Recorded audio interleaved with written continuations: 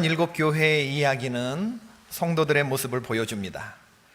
우리 성도들은 에베소, 서머나, 버가모, 두아디라, 사데, 라오디게아, 빌라델피아 일곱 교회 중에 어느 한 모습을 갖고 있다고 했습니다. 예외가 없습니다. 일곱 교회에 보내지는 이 소아시아 일곱 교회에 보내지는 이야기는 교회가 얼마나 아름다울 수 있는지, 성도 한 사람의 능력이 얼마나 강할 수 있는지를 말해줍니다. 동시에 신앙이 어떻게 변질되어 갈 수 있는지, 얼마나 타락할 수 있는지를 보여주죠. 우리는 경각심을 가지고 지금 성령이 교회들에 하시는 말씀을 하나하나 가슴 깊이 잘 새겨 들어야 합니다. 왜냐하면 우리 딴에는 신앙생활을 잘한다고 생각하는데 성령님의 진단하시는 진단이 다를 수 있기 때문에 그렇습니다. 환자는 자기 스스로의 상태에 대해서 모릅니다. 의사의 진단과 처방을 철저히 따라야 하는 것이죠. 에베소 교회가 처음 사랑을 버린 것에 대한 영적인 밀기, 두어 가지 책망할 것이 있다고 하신 버가모 교회는 영적인 미기, 자칭 선지자 이세벨을 용납한 것과 행음을 일삼았던 두아디라 교회는 영적인 삼기, 그리고 오늘 사대 교회를 살펴보는데 이 사대 교회를 향한 성령님의 진단은 뇌사입니다. 사대 교회는 어떤 교회였는가? 사대는 두아디라 교회로부터 남동쪽으로 48km 정도 떨어진 곳에 위치한 수직으로 된 암벽 위에 세워진 난공불락의 도시입니다. 천혜의 요새이고 양털 염색과 옷감을 만드는 직물공업, 그리고 염색공업이 발달하였는데 가까이에 있는 이 팍톨로스 강에서 생산되는 사금이 유명하였기 때문에 상인들이 많이 모여들어서 상업적으로도 매우 번성한 지역이었다고 전해집니다. 페르시아의 군주 고레스에 의해서 망할 때까지 부귀영화를 누렸던 그런 도시이죠. 주 17년에는 지진으로 초토화되었는데 그 후 5년 동안 세금을 면제해준 티베리우스 황제 덕분에 빠르게 재건될 수 있었던 도시입니다. 성령님이 앞서 버가모 교회를 진단하시면서 우상의 제물, 감추었던 만나, 이 먹는 이야기를 하시면서 진단과 처방을 하신다면 오늘 사대 교회는 주로 패션에 대해서 말씀하십니다. 이게 또 안 웃으시노. 옷에 대해서 얘기를 하시는 거예요. 왜냐하면 직물이나 이 모직, 양모, 이런 그 옷감, 이런 것들이 유명했던 교회이기 때문에 그렇지. 사대교회는 발람의 교훈이나 니골라당 같은 이단의 가르침, 이세벨의 행음 같은 그런 성적 타락이 언급되고 있지 않습니다. 왜 없지? 이게 뇌사인데 훨씬 더 심한 경우인데 왜 없지? 사대교회가 이런 발람이나 니골라당, 이세벨의 행음 이런 것들에 대한 공격을 받지 않았다는 말인지, 아니면 그런 거 언급할 필요조차 없이 그런 건 기본으로 깔고 갔다는 얘기인지, 그건 정확하지 않지만 너무나 당연시 만연되어 있어서 그런 건지 확실치는 않아요. 근데 사대 교회는 칭찬이 한마디도 등장하지 않습니다.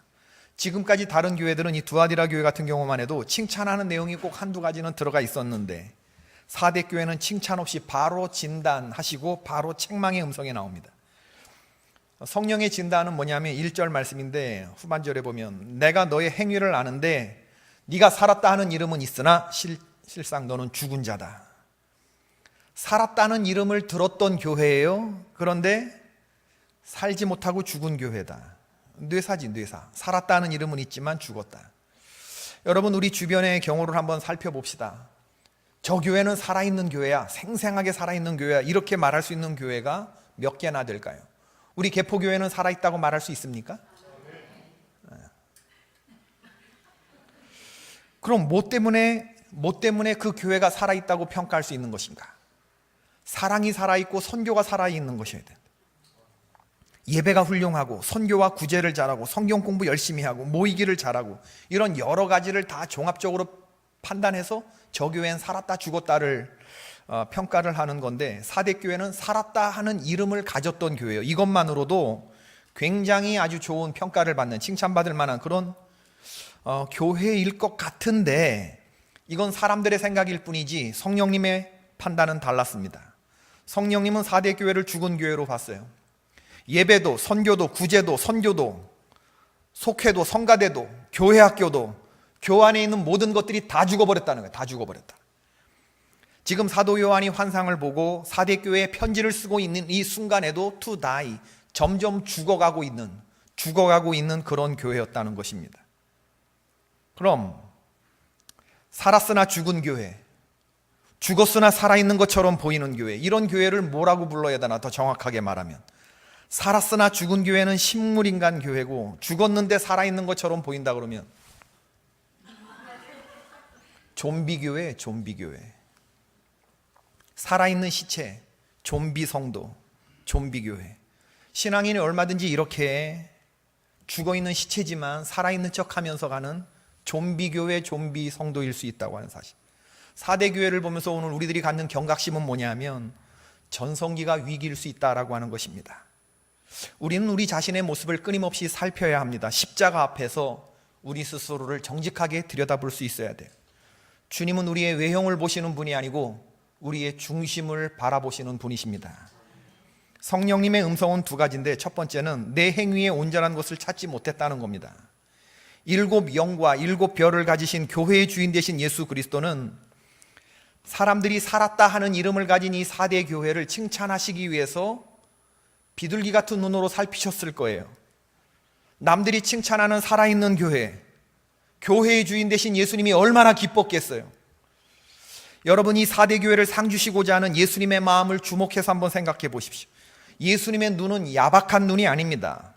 아브라함과 이삭과 야곱을 보십시오. 그들이 얼마나 찌질한 사람들이었습니까? 그런데 그들을 위대한 믿음의 사람들 만들어주시고 위대한 족장 만들어주신 것은 온전히 그들이 99가지 잘못해도 한 가지를 보시고 그걸 비둘기 같은 눈으로 보시고 은혜의 눈으로 보시고 그것을 주님이 크게 보시고 얘네들은 위대하다 이렇게 봐주신 그 사랑의 눈으로 살폈음에도 불구하고 내가 너 행위를 아는데 살아있는 게 하나도 없구나. 이게 야박한 눈으로 살핀 게 아니고 꼬투리 잡으려고 트집 잡으려고 보는 눈으로 본 게 아니고 상 주시기 위한 교회를 위해 피를 흘려주신 예수님의 심정으로 살폈음에도 불구하고 내가 내 행위를 아는데 네가 살았다는 이름은 가졌으나 죽은 자구나. 여러분, 예수님의 이 안타까운 마음을 우린 이해해 볼 수 있어야 돼요. 상은 잘 차려져 있는데 정작 먹을 것이 하나도 없어요. 행위에 온전한 것이 눈에 띄지 않습니다. 주님이 찾으시는 알맹이가 없고 껍데기만 남았습니다. 경건의 모양만 있고 경건의 능력은 없어요. 잎만 무성하지 열매가 없는 무화과나무. 어찌하여 땅만 버리느냐, 찍어버리라 하셨을 때 그 나무와 다를 바 없이 되어버린 교회, 4대 교회.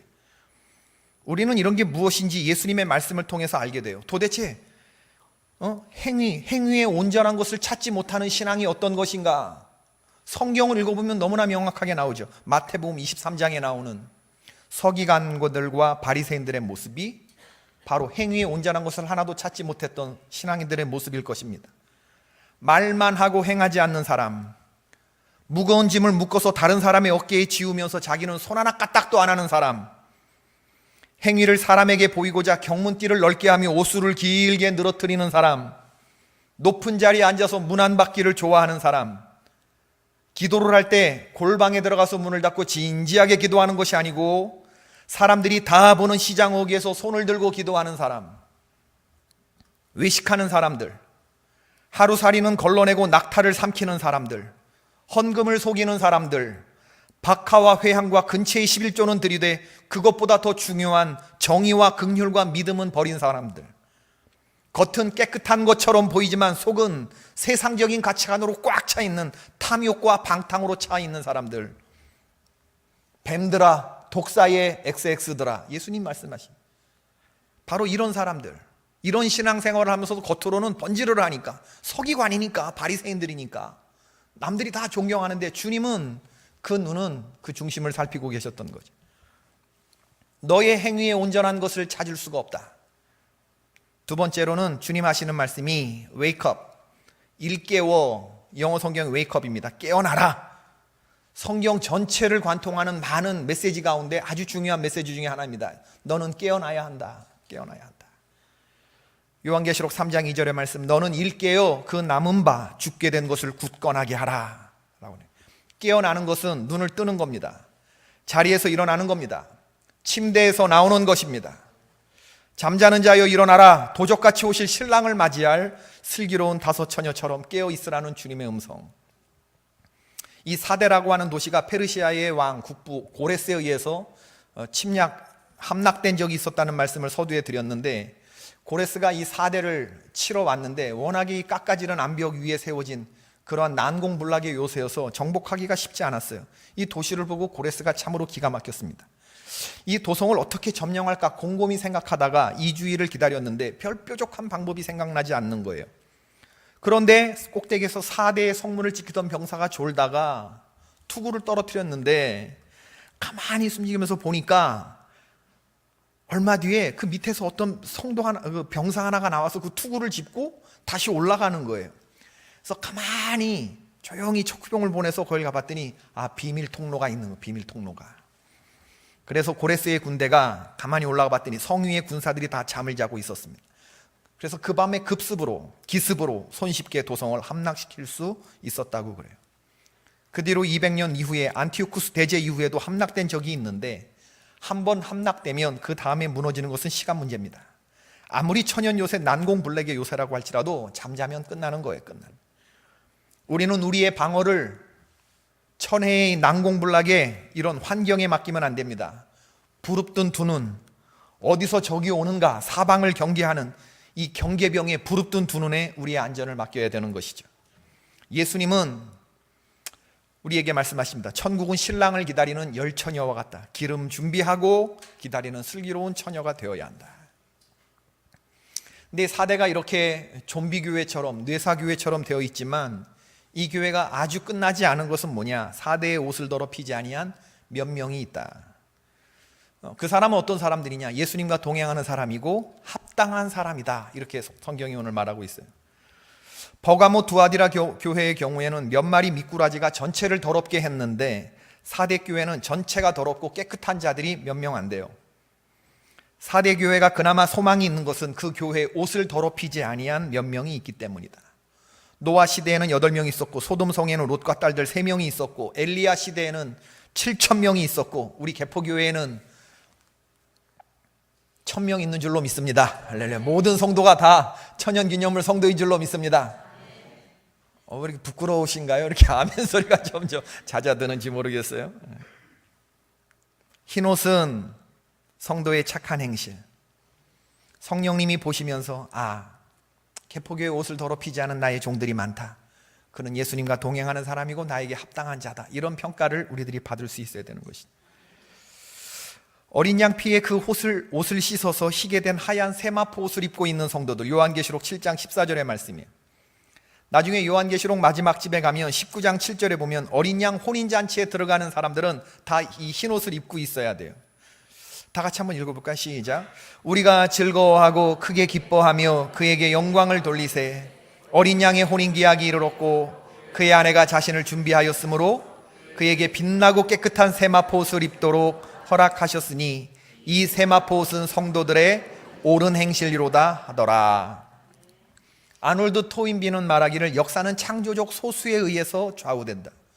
군중에 의해서 끌려가는 것이 아니고 역사는 창조적인 소수에 의해서 간다는. 하나님도 마찬가지입니다. 창조적 소수를 중요하게 여기시죠. 성령의 손에 붙들린 소수, 그 몇 사람이 교회를 살리고 교회를 붙잡고 가는 겁니다. 그럼 어떻게 하는 것이 성도의 옳은 행위인가? 성도의 옳은 행실에 대해서 알고 싶으신 분들은 성경 에베소서, 빌립보서, 골로새서 이 옥중서신을 읽어보시면 돼요. 성도들이 교회에서 행할 구체적인 신앙생활에 대한 조언으로 가득 차 있습니다. 반복해서 읽어보세요. 내가 옛사람의 행실을 가지고 있는가 아니면 새사람의 행실을 가지고 있는가? 옛사람의 행실과 새사람의 행실이 어떻게 다른가? 반복해서 읽으면 올바른 신앙생활, 구체적인 신앙 지침이 무엇인지를 알 수가 있을 겁니다. 이걸 관통하는 성도의 옳은 생활은 뭐냐면 깨끗한 마음으로 신앙생활하는 것. 성령의 불은 누구에게 임하느냐? 깨끗한 사람에게 임합니다. 큰 집에는 여러 가지 그릇들이 있어요. 귀한 자리에 쓰여지는 금그릇, 은그릇, 그리고 천하게 쓰여지는 질그릇과 나무 그릇이 있는데 재질에 따라서 귀하고 천하고가 구별되는 거 아닙니다, 여러분. 여러 종류의 그릇 가운데 주인이 쓰시는 그릇은 어떤 그릇이다? 깨끗한 그릇이다. 깨끗이 설거지된 그릇을 주인이 쓰시는 거죠. 지난 주간에 동해 집회를 잘 다녀왔는데 여러분 기도해 주셔서 감사합니다. 동해바다 원 없이 보고 왔습니다. 동해바다가 넓게 보이는 전망 좋은 아주 그런 호텔을 잡아주셔서 잘 다녀왔는데 호텔에 처음 들어간 날 바닥이 마루였어요. 입구에서부터 신발 벗고 딱 들어가는 방인데 발바닥에 뭔가 이렇게 저벅저벅한 게 이렇게 싹 밟히는 거야. 뚜리 그런 느낌 또 굉장히 싫어하거든요, 여러분. 아시다시피 제가 얼마나 깔끔한 사람입니까? 그래서 바로 전화해서 걸레 하나 갖고 오라고 그래가지고 무릎 꿇고 앉아서 걸레로 막 이렇게 바닥을 닦았는데 음에 이게 이제 욕실에 쓰는 수건을 그냥 이렇게 낡아서 떨어진 것들을 이렇게 갖고 왔어요. 청소하시는 분이. 그래서 이걸 뭐에 쓰시려고 그러냐고 눈이 또 알았다고. 이거 이제 가라. 바닥을 막 무르적셔가지고 막 닦는데 새까맣게 나가는 거야. 새까맣게 하얀 이게 수건이요. 이야, 너무 기가 막혀서 막 이렇게 막 닦다가 겉으로 보면 멀쩡해. 이 바닥처럼 멀쩡한데 이 닦기 시작하니까 새카만 게 묻어 나오는데 몇 번을 물에 빨면서 제가 이렇게 깨끗하게 닦아요. 하다 보니까 처음엔 그냥 이렇게 한번 쓱 이르려고 그랬는데 청소의 영이 그냥 확 임해버리는 거야. 가끔씩 그런 때 있거든요. 제가 막 홀가닥 뒤집는 그런 순간인데 이 청소의 영이 막 임하면서 기도가 절로 나오면서 주여 성도들의 영혼의 때가 깨끗이 씻겨지게 하옵소서 막 이렇게 막 그냥 마음이 막 내 스스로 막 발동을 걸면서 닦기 시작하는데 막 하얀 게 하얗게 될 때까지 하여튼 닦았어요. 그리고 침대 시트까지 비상구 계단 유리창 밖으로 가지고 나가서 다 시트까지 털고 발바닥이 뽀송뽀송할 때까지 맨발로 문지르면서 청소하시는 분이 청소기 갖다 대면 더 더러워질 것 같아서 4일 내내 제가 청소했습니다. 따라해 봅시다. 가장 화려한 인테리어는 깨끗한 청소다. 아멘? 아멘이라고 그랬어요. 가장 화려한 인테리어는 깨끗한 청소라고 믿습니다. 제 소신이에요. 제 소신. 깨끗하게 청소를 하니까 마음이 다 환해지는 것 같더라고요.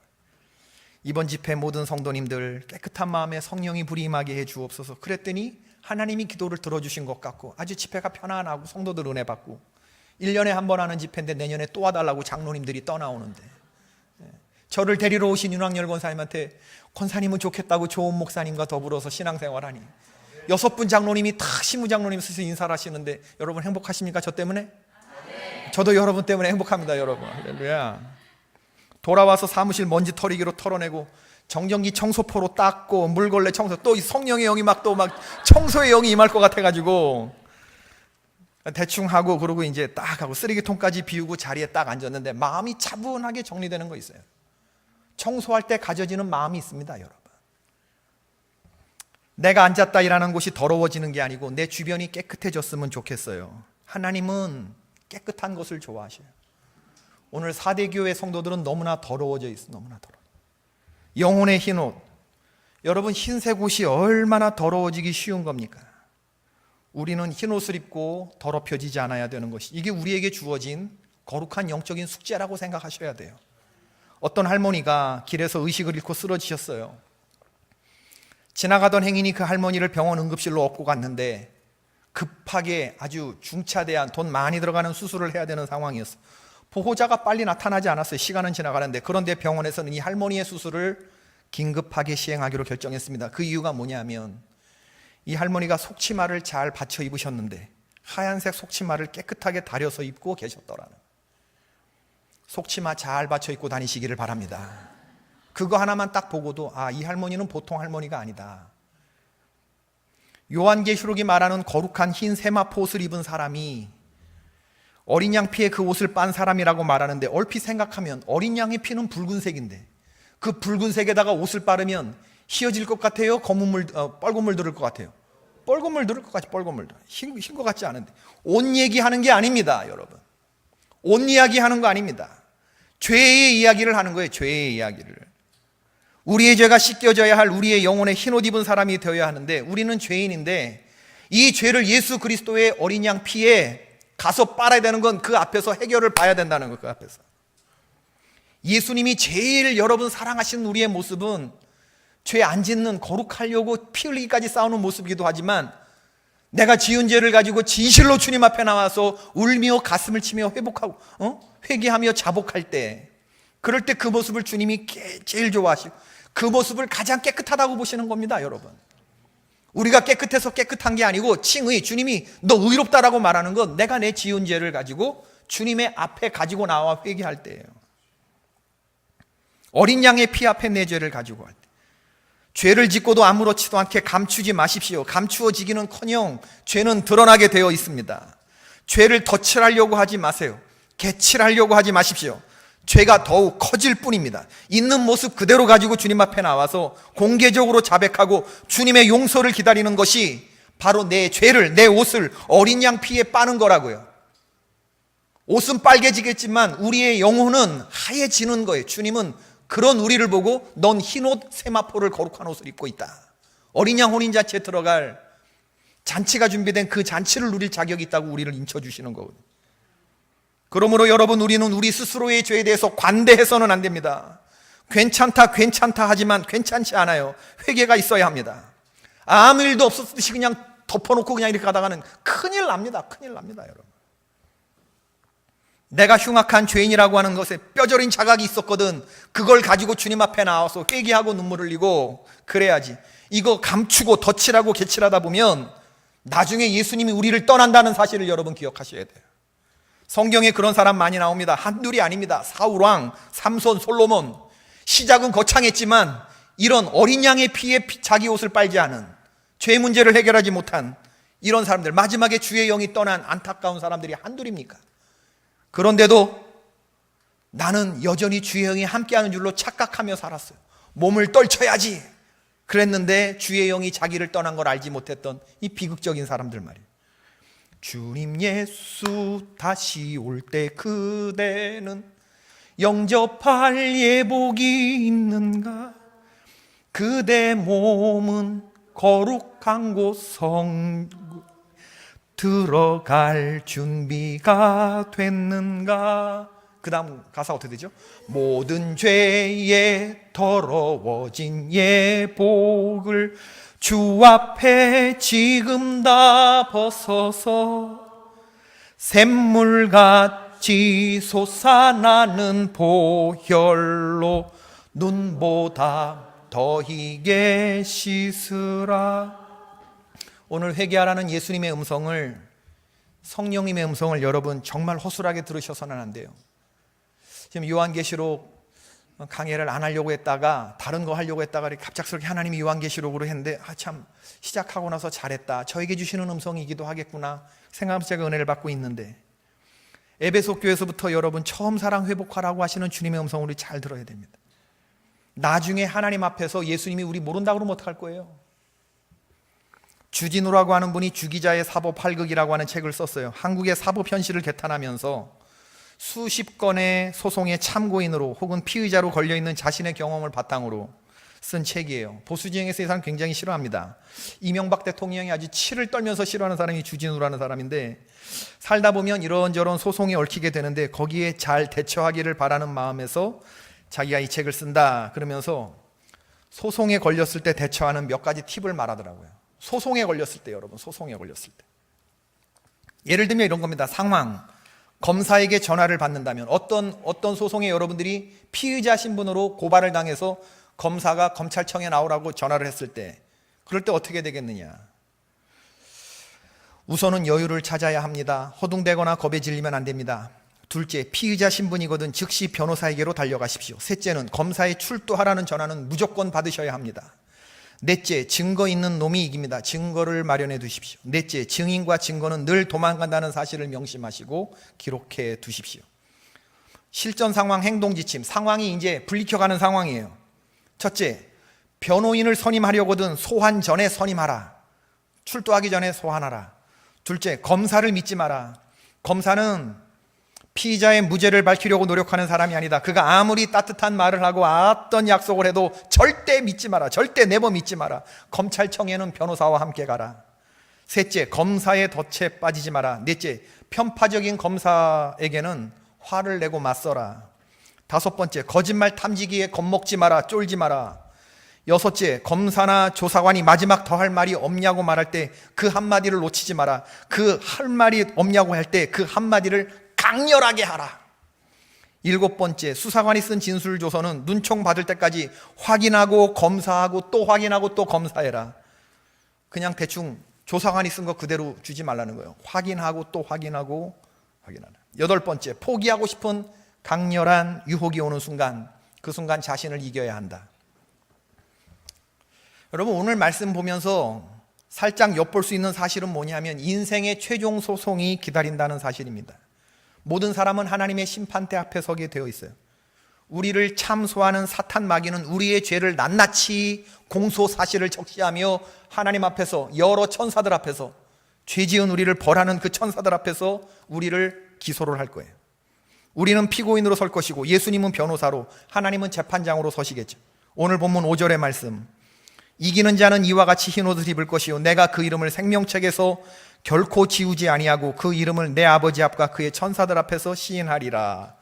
우리가 천사와 하나님 앞에 서는 때가 오는데 거기에는 하나님 예수님만 계신 게 아니고 사탄도 있는데, 오늘 이 3장 5절을 좀 더 자세하게 설명한 것이 요한계시록 20장 11절입니다. 다 같이 읽어봅시다. 시작. 또 내가 크고 흰 보좌와 그 위에 앉으신 이를 보니 땅과 하늘이 그 앞에서 피하여 간데 없더라. 또 내가 보니 죽은 자들이 큰 자나 작은 자나 그 보좌 앞에 서 있는데 책들이 펴 있고 또 다른 책이 펴졌으니 곧 생명책이라. 죽은 자들이 자기 행위를 따라 책들에 기록된 대로 심판을 받으니 바다가 그 가운데에서 죽은 자들을 내주고 또 사망과 음보도 그 가운데서 죽은 자들을 내주매 각 사람이 자기의 행위대로 심판을 받고 사망과 음보도 불못에 던져지니 이것은 둘째 사망 곧 불못이라. 누구든지 생명책에 기록되지 못한 자는 불못에 던져지더니. 여러분, 우리의 인생 다하고 하나님 앞에 심판대 앞에 서게 되는 순간이 있는데 그 하나님의 심판대 앞에 책이 여러 권이 있는 모양이에요. 사탄이 들여다보고 있는 행위대로 우리의 잘못된 죄과를 적은 그런 책도 있고 또 다른 책이 펴져 있는데 그 책은 무슨 책이에요? 생명책, 구원받을 사람의 이름이 있다는 거예요. 여기에서 둘째 사망이 갈리는데 둘째 사망은 영원한 자비가 거두어진 지옥을 말하는 것입니다. 빼도 박도 못하는 곳에 가게 돼요. 생명책에 기록되지 못하는 그런 불못에 던져지는. 여러분, 이럴 때 우리가 덜렁덜렁 혼자 가서는 안 됩니다. 반드시 우리의 변호사 되시는 예수님 모시고 가야 할 줄로 믿습니다. 사탄 마귀 앞에 혼자 가서는 안 돼요. 가장 우리에게 필요한 존재가 바로 변호사 되시는 예수님이에요. 올 한 해, 작년 2017년 통계, 2017년 한 해 형사 사건 발생 건수가 166만 2341건. 제가 오늘 찾아봤는데 그 가운데 변호사가 경찰 조사 과정에 입회한 건수는 3096건, 0.17%. 1000건당 2건이 안 되는 거예요, 여러분. 사람들이 아무것도 모르고 무방비 상태로 그냥 덜렁덜렁 가는 거예요. 경찰이 부르고 검찰이 부르면 거기서 어떤 일이 일어날지도 모르고 무방비로 변호사도 안 데리고 그냥 덜렁덜렁 가는 사람이 얼마라고? 0.17%. 1000명당 2명만, 1000명당 2명만 깨어있고 변호사 데리고 간다는 겁니다. 여러분, 경찰과 검찰의 수사는 개인이 상대하기에 버거운 조직이라는 걸 알아야 돼요. 그러나 일단 변호사와 같이 가면 참고인 신분으로 불려갔든 피의자 신분으로 불려갔든 대접이 다릅니다. 막무가내로 윽박지르거나 협박하지 않아요. 거대 권력기관 앞에서 내 편이 하나라도 있다고 하는 사실은 얼마나 우리에게 안정감을 줍니까? 일단 검사의 조서가 검찰이나 경찰이 원하는 대로 꾸며지고 그 사람들이 막 윽박지르고 하는 이런 무서운 기세, 왜 그렇게 주눅드는 사람들 많이 봤거든요. 윽박지르고 적당히 하면 다 불게 되어 있거든요. 그러면 아무것도 모르고 그냥 도장 찍고 서명하는 순간 그 뒤에 아무리 세고 아무리 유능한 비싼 변호사를 고용해 봐도 이미 조사 꾸민 다음에 그 다음에는 소용이 없는 거예요. 이거 다시 되돌리려면 엄청난 노력이 필요하다는 거예요. 제가 이 책을 읽으면서 아하 했어요. 우리가 훗날 서게 될 하나님의 법정도 이와 같을 것이기 때문에. 여러분, 인생에 자신이 있으세요? 여러분이 정말 어린 양 피에 내가 깨끗이 씻겨진 존재이며 사단 마귀의 우리의 행위를 알고 계시는 그 사탄 마귀 앞에서 피할 자신이 있으세요? 예수님 없이 혼자 덜렁덜렁 갔다가 이겨낼 자신이 있으세요? 여러분, 우리에겐 변호사 대신 예수 그리스도가 있는 줄로 믿습니다. 예수 그리스도께서 이 재판을 완전히 무효로 만드셔요. 나를 위해서 주시는 말씀입니다. 천국이냐 지옥이냐가 갈려지는 이 무시무시한 재판의 피의자로선 우리들을 변호해 주시는 어린 양 예수 그리스도셔요. 그분이 나를 안다고 생명책을 펴들고 말씀하시는 순간 사단 마귀의 모든 참소는 한순간에 효력을 상실합니다. 이것은 어디까지나 예수님의 십자가와 부활의 복음을 듣고 마음에 영접하고 살아계신 하나님의 아들을 주인으로 섬기고 깨끗한 흰옷을 입은 자들만이 얻게 될 혜택인 줄로 믿습니다. 입으로 주여 주여 하면서도 속으로 온갖 탐욕과 악독과 시기와 미움을 품고 하나님을 알면서도 하나님을 영화롭게 아니한 자들은 변호인 예수님의 보호를 받지 못해요. 불법을 행한 자들아, 내가 너희를 도무지 모른다 하실 때 우리는 둘째 사망의 불못에 영원히 던져지게 되는 것이, 아무도 핑계치 못할 것입니다. 여러분, 흰옷 입고 주님 앞에 서시기를 바라는데, 주님 모시고 가기를 바라는데 잊지 말아야 합니다. 내가 예수님의 이름을 알고 있느냐는 중요하지 않아요. 주님이 내 이름을 알고 계시느냐가 중요합니다. 한번 상상해 보세요. 우리가 하나님 앞에 섰는데 예수님이 나를 바라보시면서 웃어. 나만 알아보기에 윙크를 탁 해. 그리고 안심하라고 해. 얼마나 마음이 안심이 되겠어요. 변호사가 나를 보면서 윙크를 이렇게 하면, 아버지, 저 유권사, 저 박집사, 저 조장로 내가 잘합니다. 저 사람은 제가 줄일 때 먹을 것을 주었고, 목마를 때 마시게 했고, 나그네 되었을 때 영접하였고, 헐벗었을 때 옷을 입혔고, 병들었을 때 돌보았고, 옥에 갇혔을 때 와서 보았던 사람입니다. 저 권사는 착하고 충성된 종입니다. 제가 저 사람의 믿음을 보증할 수 있습니다. 저 사람은 환난과 궁핍을 많이 당한 사람입니다. 서문학교에. 그러나 실상은 믿음에 부요한 사람이었습니다. 내가 저로 인해 많이 기뻤습니다. 하나님 아버지께서 저의 이 땅에서의 수고와 슬픔에 대해 눈물 씻어 주시기를 바랍니다. 이렇게 하는 순간에 마귀가 우리를 참수하려고 하다가 채 덮는 거예요. 자기보다 더 세신 변호인이 안다는데, 내가 저 사람 안다는데 게임 끝나는 거죠. 강력하게 나를 변호해 주시는 분이 이 사람 살은 사람이라고 주님이 내 이름을 알고 계실 때 그런 신앙생활을 해야 되지 않겠습니까? 할렐루야. 누구시더라? 어서 본 것 같기도 하고 안 본 것 같기도 하고. 예수님이 날 보고 이렇게 말하는 순간 끝나는 거예요. 여러분, 우리 딴에는 30년 40년 예수를 믿었는데 주님이, 예수님 저 모르시겠어요? 저 개포교에서 선지자 노릇했던 아무개 아닙니까? 제가 주의 이름으로 귀신을 쫓아내며 주의 이름으로 많은 권능을 행하지 않았습니까? 그래서 주님이, 그때 내가 그들에게 밝히 말하되 내가 너희를 도무지 알지 못하나니 불법을 행하는 자들아 내게서 떠나가라. 마태복음 7장 23절의 말씀.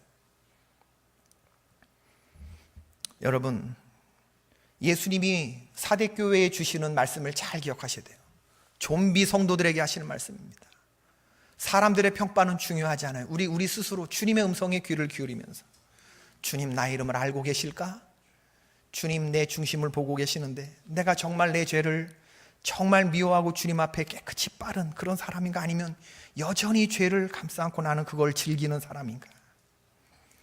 그 후에 남은 처녀들이 와서 이르되 주여 주여 우리에게 열어주소서. 대답하여 이르되 진실로 너희에게 이르노니 내가 너희를 알지 못하노라 하였느니라. 그런즉, 여기서 나와요, 깨어있으라. 너희는 그날과 그때를 알지 못하느니라. 마태복음 25장의 말씀입니다. 여러분, 내 평가가 중요하지 않습니다. 주님의 시각에서, 성경적인 관점에서 내 행위를 살핍시다. 살아있는 게 아닐 수 있다는 겁니다. 평안하다 안전하다 할 그때가 가장 큰 위기일 수 있다는 말이에요. 사대교회를 통해서 우리가 그걸 보는 거예요. 영적인 점검 게을리하지 마시고 전신갑주 입으시고 주님 앞에 깨끗한 흰옷 입은 성도로 사셔야 됩니다. 여러분, 다시 말씀드리지만 목사가 좋은 말로 할 때 여러분 회개하셔야지, 나중에 주님이 무서운 얼굴로 말할 때 이렇게 좋게 얘기 안 합니다. 여러분, 내가 너 안다, 내가 너 안다 하시는 그런 사람이 되어야 되지 않겠어요? 우리 서문학교에 아직 살펴보진 않았지만 너 환난과 궁핍과 가난한 사람이지만 실상 넌 부요한 자야. 오늘 그 맥락과 정반대의 얘기를 지금 사대에게 하시는 거예요. 너 가난하다 하지만 내가 볼 때 넌 부요해. 넌 참 훌륭한 아이야. 주님이 그렇게 우리를 인정해 주시면 얼마나 좋겠나. 영적 점검 게을리하지 말고 회개하라는 주님의 음성에 즉시로 반응하고, 오늘도 우리들이 드릴 기도는 하나님 앞에 주여 깨끗한 성도 되게 하여 주옵소서. 하나님은 깨끗한 거 좋아하시고 깨끗한 마음에 성령의 불을 주신다 하는데 여전히 마음 방어하지 않게 하시고, 지금 마음속에 여러분이 중독된 어떤 죄악의 경향성이 있다고 한다면 감추려고 하지 마세요. 덮으려고 하지 마세요. 변호하려고 하지 마세요. 그거 끄집어내야 돼요. 도려내야 됩니다. 여러분, 도려내야 됩니다. 끌어안고 갈 수가 없어요. 전부 다 더러워지게 되어 있어요. 도려내실 건 도려내게, 바로 여기서 멈추셔야 돼요.